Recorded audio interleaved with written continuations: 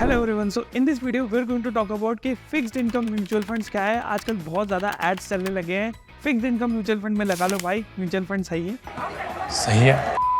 And we are going to understand the जोल behind them if there is really a जोल। मतलब financially practically हम समझेंगे कि इनमें इन्वेस्ट करना जरूरी है भी क्या, where are these mutual funds investing, और इसमें कोई गारंटी भी है क्या फिक्स्ड इनकम आने की। So let's go. So first and foremost let's understand what are fixed income mutual funds. Fixed income mutual funds कुछ नहीं होते, डेट फंड्स होते हैं। इसमें 3-4 चीज़ें मिला देते हैं, दैट इज मनी मार्केट के इंस्ट्रूमेंट्स हैं, गिल्ट फंड्स है, ये सब मिक्स कर के एक इन्होंने अलग सा प्रोडक्ट तैयार किया है जिसको फिक्स्ड इनकम म्यूचुअल फंड बोलते हैं। बट ये नकाम हटाओगे तो आपको दिखेगा कि डेट म्यूचुअल फंड ही है, दैट्स इट।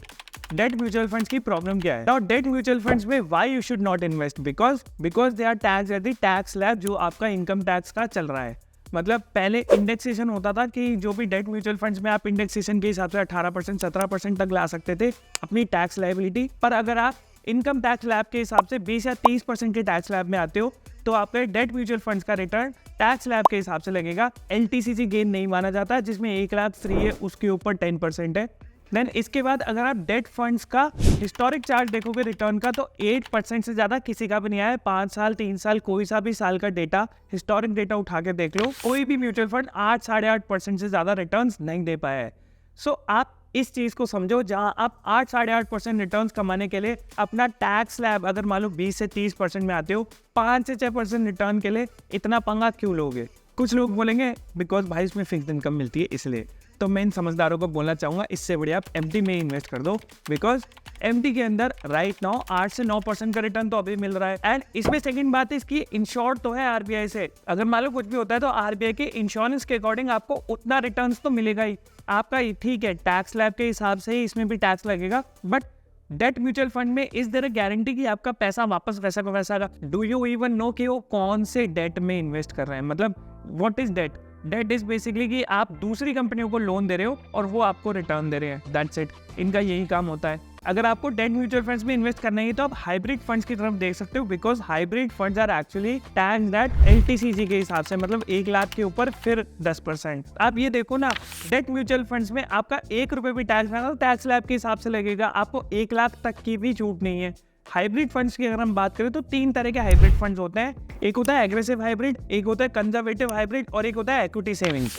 एग्रेसिव हाइब्रिड में आपको 75% तक स्टॉक्स में आप इन्वेस्ट कर सकते हो, इक्विटी सेविंग्स में आप 35% डेट में इन्वेस्ट कर सकते हो, और कंजर्वेटिव हाइब्रिड में आप 35% स्टॉक्स तक में ही इन्वेस्ट कर सकते हो। अगर आप इनके रिटर्न्स देखोगे तो भी 11-12% तक आते हैं। तो अगर आप रिस्क ले ही रहे हो अपने पैसे से तो भाई रिटर्न बेटर कमाओ ना। Date mutual funds do not make sense जो भी इंडेक्सेशन का रूल चेंज हुआ है उसके बाद में। एंड अगर आप नॉर्मल इक्विटी फंड्स में करोगे तो लार्ज कैप म्यूचुअल फंड में आपको 10-12%, इंडेक्स म्यूचुअल फंड में आपको 10-12% दे ही जाएंगे। द लॉजिक इज रिस्क ले रहे हो तो अच्छे रिटर्न्स के लिए तो लो।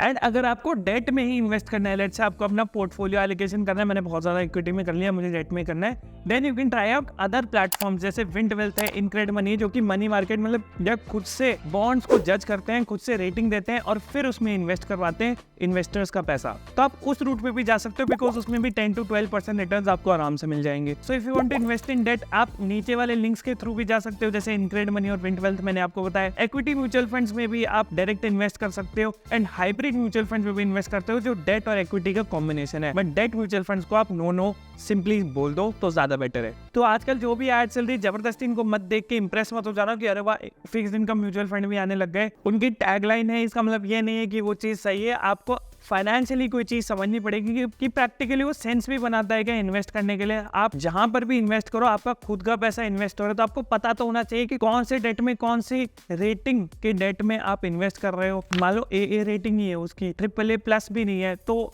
हो सकता है कि आपका पैसा भी डूब जाए, और इंटरेस्ट तो दूर की बात है, आपको प्रिंसिपल भी नहीं मिलेगा।